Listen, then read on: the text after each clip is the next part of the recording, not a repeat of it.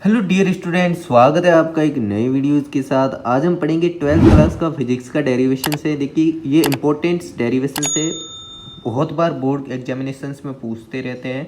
किसी radio active नाभिक के अर्ध आयुकाल यानी हाफ ईयर निकालना, अर्ध आयुकाल का व्यंजक व्युत्पन्न करना यानी डेरिवेशंस करना है। तो देखिए ये हमने पूरा डेरिवेशंस किया विद ग्राफ, तो आपको पूरा एंड तक देखना है ना।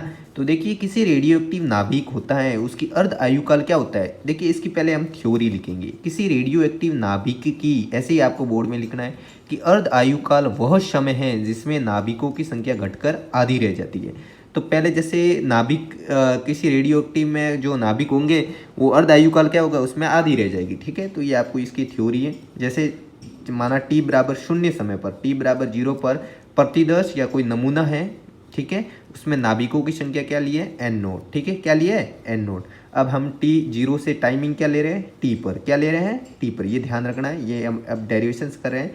तो टी बराबर 0 पर तो लिया नाभिकों की संख्या एन नोट, और टी बराबर कैपिटल टी पर अर्ध आयुकाल क्या होगा। तो ये देखिए आधी हो जाती है, तो एन इज इक्वल टू हो जाएगा एन नोट अपॉन 2 हो जाएगा। ठीक है, तो अर्ध नाभिकों की संख्या एन तो घटकर आधी रह जाती है, एन बाई 2 हो जाएगा। यानी इसमें नाभिकों की संख्या घटकर आधी है, एन बाई 2 हो जाएगा। तो एन इज इक्वल टू हमें पता होता है, एन इज इक्वल टू क्या होता है, N naught e to the power minus lambda t. ये आपको मैंने डेरिवेशंस करवाया है, वो मैं वीडियोज देख सकते हो आप, मैं नहीं डाल दूंगा वापस, तो वीडियोज एक नया इस पर। तो ये आपको ध्यान रखना है। अब अगर नहीं है इस डेरिवेशंस में समझ में आ रहा है, तो ये आपको पता होना चाहिए कि जो एन इज इक्वल टू होता है N naught e to the power minus lambda t होता है। जब लेमडा तरंग देती है, टी आवर्तकाल होता है, तो ये आपको ध्यान रखना है। ठीक है, तो ये समीकरण नंबर 1, 2 इन दोनों के आपस में हम कंपेयर करेंगे, तुलना करेंगे।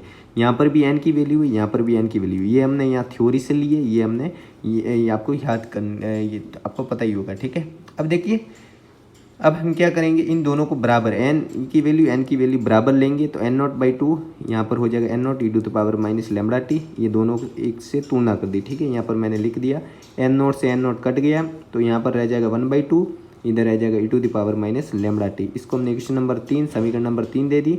अब देखिए समीकरण नंबर 3 के दोनों पक्षों में लॉग लेने पर, समीकरण 3 के दोनों पक्षों में हम क्या लेंगे, लॉग लेंगे। इधर भी लॉग लिया, इधर भी लॉग लिया। देखिए लॉग लेंगे तो इधर log 1/2 log e to the power minus lambda t.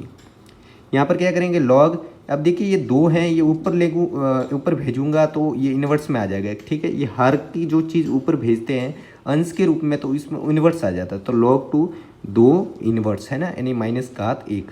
यहाँ पर देखिए ये अब लॉग हो और उसके बाद कोई वैल्यू है, उसके घात हो, तो वो आगे घात आती है ना। तो पहले घात लेंगे माइनस लेमडा टी, फिर लॉग ई। ठीक है, तो देखिए यहाँ पर अब इसको मैं क्या कहता हूँ, लॉग के ऊपर कोई घात हो तो वो घात आगे आती है। तो वैसे कि यहाँ भी खेल होगा, तो -1 घात आगे आएगी, तो इसको हम लिख सकते हैं -1 बाई, इसको तो हम लिखेंगे -1 by log e to the power 2 है ना।